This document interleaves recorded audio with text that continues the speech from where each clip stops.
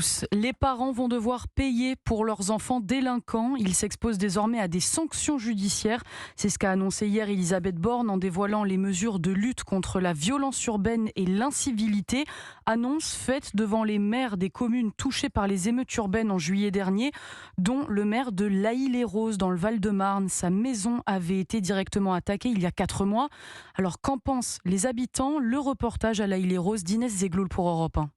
Sur la façade des halles, Mathieu observe les stigmates toujours présents des nuits d'émeutes, des vitres cassées parfois par des mineurs. Mais pour lui, difficile de blâmer leur famille. Peut-être que ces fameux jeunes n'ont pas dit à leurs parents « oui, j'ai participé à ceci ou à cela ». Le père, qu'est-ce qu'il va faire, le père ou la mère? Il va empêcher ses enfants de sortir? Je ne pense pas que ça fasse quelque chose. Mais si le pire est arrivé, c'est que les parents ne sont pas assez impliqués, conteste Touria, sa cadette à la main. J'ai une fille qui est adolescente, j'aime bien être informée où est-ce qu'elle va. Elle sait à quelle heure elle doit rentrer. Je trouve pas que c'est être strict, c'est juste mettre un cadre. Ici, il y a 4 mois, des individus ont attaqué le domicile du maire à la voiture bélier. Reda a tout vu. C'est encore choquant et les gens en parlent toujours. Je pensais pas qu'il y avait des jeunes aussi violents dans notre ville. Et pour lui, pas de doute. Le gouvernement est obligé de réagir et prendre des mesures strictes. Pour que ça se stoppe, il faut taper la poche. C'est comme les PV, il faut faire la même chose pour les parents. J'ai 2 enfants, je les surveille. Demain, il fait une bêtise, je paye. C'est normal. Chez Reda, la solution existe depuis que les enfants sont tout petits. Jamais ils ne sortent seuls.